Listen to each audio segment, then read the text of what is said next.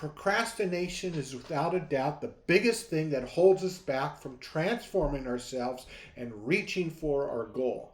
We tend to come up with one excuse after another. I need to buy this book. I need to take this master course. Now is not the right time. I don't quite have enough money. I think I need to focus on something else that's more pressing instead. All of these are excuses that feed into procrastination. We keep putting things off and telling ourselves that we're going to start tomorrow. And before long, this becomes a habit. We start applying it to different aspects of our life.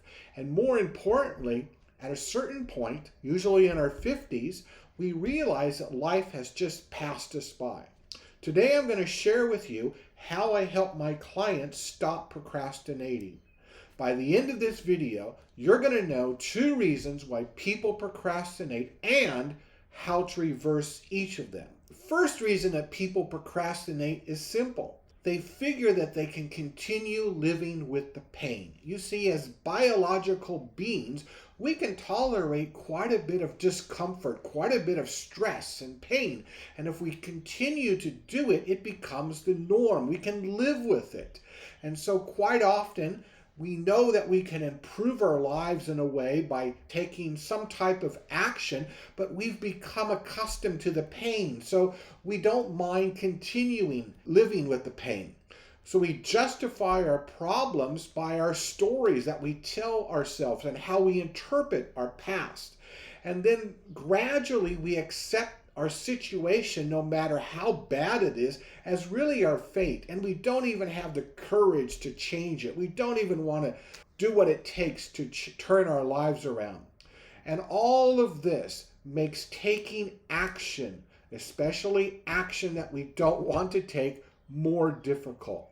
So, what is the solution? Well, there's 2 steps that you must do. The first thing is you must start now. Not after lunch, not after your next coffee. No, not in 10 minutes from now, right now. You need to come up with one very, very small and achievable step that you can do right now that absolutely convinced that you're going to be 100% successful taking this little step. And it should only be a step that's going to take you 5 minutes. So starting now, a very achievable small step is the most important thing you can do. Let me share a story with you.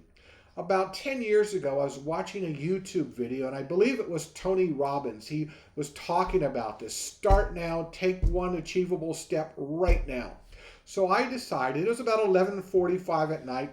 I normally was in bed by 11 and I hated working really late at night. I decided I'm going to turn off YouTube. I'm going to start on this project that I've been postponing for a long time, and I'm just going to work on it for 10 or 15 minutes. And then I'm going to go to bed. So I started it around 11:45, and next thing I knew, it was actually 5 a.m. I was functioning outside of my comfort zone because I was not used to working all night, but I was really engaged. I was in the flow zone. I was loving every moment of it, and there was a lot of momentum. I was really going very quickly with this project. Of course, by 5 a.m., I knew it was time to say goodbye and go to sleep.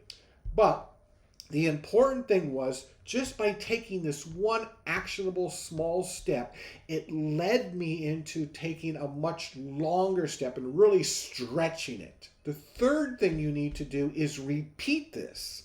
You need to take a number of small actionable steps right now. So you do one now, maybe in a couple hours do another one. And as you repeat this, you're going to notice 2 things happen naturally. Over time, the size of these little small steps you take are going to get longer. At first, it's going to be a bit of a challenge just to commit for 5 minutes. But over maybe a couple weeks, you're going to be easily committing for 10 minutes, 20 minutes, 30 minutes to do a step. Another thing that's going to happen is that you're going to do these steps more frequently. You might start out just by taking one small step a day. But over time, over a couple of weeks, you're going to take 2, 3, 4 steps a day. I became very interested in this, and I did a study back in 2019. And what I did is I took a group of professionals who claimed that procrastination was a serious problem for them.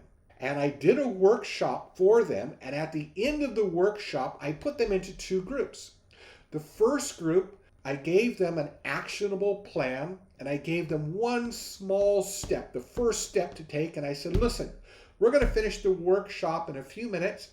It would be a good idea if you stay here and take that 5-minute step before you go home. It's totally up to you. I'm not going to be in the room to monitor you. It's up to you.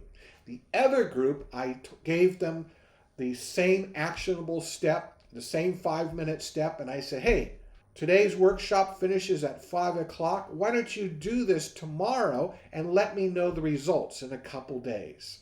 Well, in a couple days, I contacted all the members from both groups, and this is what I found. The group that I told to start immediately, 18% of them started immediately. But the group that I told, hey, you can start this tomorrow, a little under 8% of them waited and started it. So the number of those people that actually took the action was much greater than those who waited. Well, we went further and I elaborated on this study, and I was wondering about what effect would the size of the step that I asked people to take would have on task completion. So I asked some people to doing this task, which they've been putting off for only 5 minutes. The second group, I asked them to take a medium-sized step and commit themselves for doing the task for only 10 minutes. And after 10 minutes, if they want to, they can quit. And the third group, they had to make a commitment to do a 20-minute task. And after 20 minutes, they can finish. Well, what happened was over 70% of the people who committed to only doing 5 minutes actually did it. And a little under 30% of the people who committed to do a 10-minute task did it. But those who committed to doing 20 minutes, only 10% of that group actually went ahead and did it. So you can see, promise yourself that you can quit doing a task that you're not interested in doing after only 5 minutes.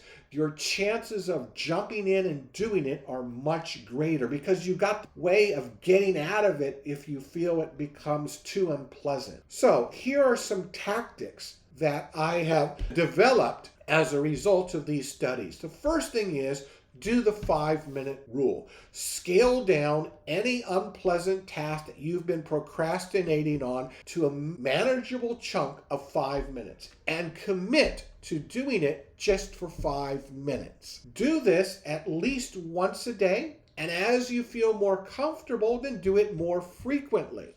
After you start to feel really comfortable, increase the amount of commitment from 5 to 10 to 15 minutes.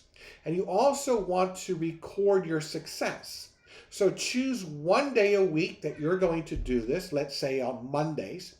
Take a piece of paper, put it next to your computer, and every time you procrastinate on Monday, make a tick. And do this every Monday, but throughout the week, implement the 5-minute rule. And what you'll notice, the amount of procrastination that you make will decrease. That's because you're training yourself to jump in and fully engage yourself for a 5-minute commitment, and you start to realize it's not that bad. You're developing a new habit. The second reason that people procrastinate a lot is that they don't see how doing an undesirable task is going to make a big difference.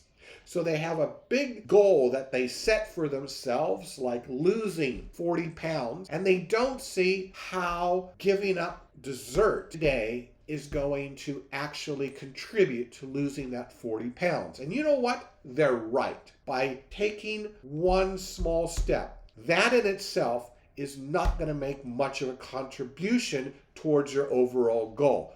But here's the important thing. If you go ahead and you do it, you'll be taking the first step to starting a new habit. And then it's going to be much easier to take the second and the third and fourth steps. And the benefit of taking these steps will compound over time. That's the important thing. And eventually, it will certainly make a difference in your life. Let me share with you a story how this happened to me. When I graduated from university and I got my master's degree, well, I started working and I really wasn't happy at all. I had a job that I didn't like and I really was making very, very little money. And I knew that I needed to save money to invest and to try to create opportunities to start a business that will eventually generate the amount of money I wanted. But I would justify to myself that I can only save such a small amount each month that it's really not worth it. And I waited for the perfect opportunity to come. But you know what? Over 15 and 20 years, I never changed. I never saved any money and my life passed me by and I was no better off financially, even though I was making 2, 3, 4 times as much money as I started, because I was putting off taking the plunge and starting up the business that I wanted. I was hoping for a better result by keep doing the same old thing time after time. I had to take drastic action and I stopped procrastinating by following the 5-minute rule and jumping in whenever I came across a task that I wanted to put off immediately. This small technique snowballed, it compounded, and very quickly, just over a few weeks, my life turned around very quickly. Once I jumped out of my comfort zone, I stopped procrastinating and I started to apply it, things really took off. Once I did that, then doors started opening, opportunities started to unveil themselves, and I discovered when I worked with people, when I coached people, many times they experience the same thing. They have no idea how they're going to achieve their audacious goal, but by taking the first few steps, they develop the habit of getting out of their comfort zone, stop procrastinating, and move forward, and this will build upon itself. Avoiding procrastination becomes a habit.